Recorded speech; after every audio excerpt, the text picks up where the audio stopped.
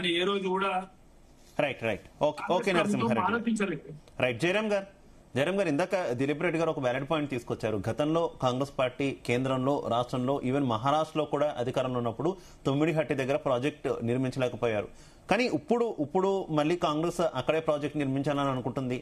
ముఖ్యంగా మహారాష్ట్ర అభ్యంతరాలు ఎక్కువగా ఉన్నటువంటి పరిస్థితి. మహారాష్ట్ర ముఖ్యమంత్రి దేవేంద్ర ఫడ్నవీస్ ఎక్కువగా అభ్యంతరాలు చెప్తున్నారు. ఇప్పుడు కూడా ఆయన ముఖ్యమంత్రిగా ఉన్నటువంటి సిచ్యువేషన్. కేంద్రంలో భారతీయ జనతా పార్టీ ఉంది, మహారాష్ట్రలో భారతీయ జనతా పార్టీ ఉంది, ఇక్కడ కాంగ్రెస్ అధికారంలో ఉంది. సాధ్యమా? ఇప్పుడు సాధ్యమవుతుంది అసలు ప్రాజెక్ట్? అంటే ప్రాజెక్ట్స్ విషయం లోపల ఏంటంటే it's understanding Shiva. Projects any project understanding, state central understanding. So ఇది other state and other states understanding.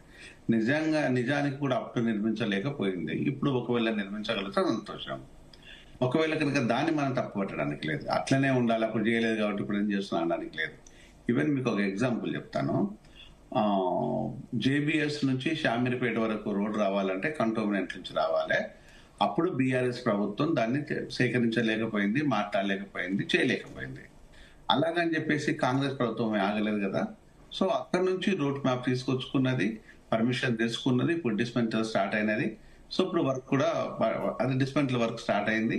So ఇప్పుడు మెట్రో అండ్ ఫ్లైఓవర్స్ రెండు ప్యారలల్ గా వర్క్ అవుతుంది. అంటే దీనికి ఎగ్జాంపుల్ మాత్రమే చెప్తున్నాను, ఏదో కాంగ్రెస్ గొప్ప సాధించాలి అనే ఉద్దేశం కాదు. అంటే బీఆర్ఎస్ వాదన లోపల ఇది కాదు, ఇప్పుడు ఏదైనా రాజకీయాలలో జరగవచ్చు. అలాగని చెప్పేసి రానున్న ఇంకో 5 years లోపల ఇదే అండర్స్టాండింగ్ ఉంటుందా అంటే వి కాంట్. అంటే ఎప్పుడు కూడా రాజకీయాలలో ఇదే ఉంటుందనేది నరేటివ్ అనేది ఏం లేదు. ఏ నరేషన్ అయినా రాజకీయ నాయకులు చేస్తారు, వాళ్ళ అవసరాల కోసం ఏ డ్రామా అయినా ఆడతారు, ఏదైనా చేస్తారు. ఇప్పుడు రేవంత్ రెడ్డికి మోడీ గారికి సంబంధాలు బాగుండొచ్చు, ఫడ్నవీస్ కును రేవంత్ రెడ్డికి సంబంధాలు బాగుండొచ్చు. ఇప్పుడు అది కట్టాలని తెలుసు. కానీ ఇది కట్టడము వాళ్ళు దానికంటే కూడా రిపేర్స్ ఎందుకు చేయటం లేదన్నది నా ప్రధానమైన ప్రశ్న. సో ఇక్కడ మన శ్రీశైలం ప్రాజెక్ట్ ఏదైతే ఉన్నాయో దానికి బేసిక్ రిక్వైర్మెంట్స్ రిపేర్స్ ఉన్నాయి. అది గత ప్రభుత్వం చేస్తుందా, ఈ ప్రభుత్వం చేస్తుందా, లేకపోతే ఎల్ఎన్టీ సంస్థ చేస్తుందా అనే దాని మీద ఇప్పటి వరకు ఎలాంటి చర్చలు లేవు. దాన్ని అట్లే వదిలేద్దామా? మీరే అంటున్నారు 1,00,000 కోట్లు మరి 1,00,000 కోట్లు వదిలేద్దామా?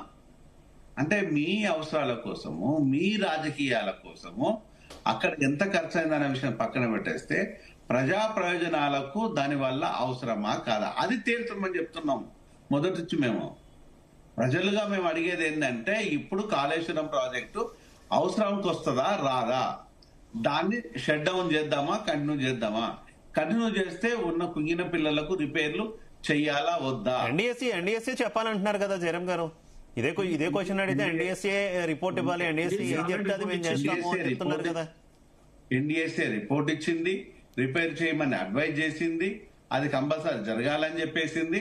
మిగతా లీగల్ ఏదైనా ప్రాసిక్యూషన్ ఉంటే ప్రాసిక్యూషన్ యాక్టివిటీ జరుగుతుంటది. ఇప్పటి వరకు రేవంత్ రెడ్డి గారు ఎలాంటి ప్రాసిక్యూషన్ స్టెప్స్ తీసుకోలేదు కదా. దాన్ని ఏం చేసినావు తెలివిగా నువ్వు తీసుకొచ్చేసి బీజేపీ చేతిలో పెట్టేసినట్టు సిబిఐ అడిగాను. సిబిఐ బీజేపీ వేయదు. మరి బీజేపీ వేయకపోతే మరి ఇదంతా ఎందుకు చేసినట్టు? అంటే బీజేపీకి రాజకీయం కావాలి, కాంగ్రెస్ కు రాజకీయం కావాలి, బీఆర్ఎస్ కు రాజకీయం కావాలి. అంటే నేనేమంటున్నా అంటే ఓన్లీ ప్రతిపక్షాలకే కాకుండా ప్రభుత్వాలకు కూడా రాజకీయాలు కావాల్సి వస్తుంది. అది మన దౌర్భాగ్యం. బీజేపీ సెంట్రల్ గవర్నమెంట్ రాజకీయం కావాలి, స్టేట్ గవర్నమెంట్ కాంగ్రెస్ రాజకీయం కావాలి, చేజార్చుకుంది ప్రభుత్వాన్ని బీఆర్ఎస్ రాజకీయం కావాలి. మరి ప్రజలకు ఏం కావాలి? ఇక జంజీ రమ్మంటే ఎందుకు రారు? జంజీ మాట్లాడమంటే ఎందుకు మాట్లాడరు? ప్రశ్నించమంటే ఎందుకు ప్రశ్నించరు? ఇవి కదా.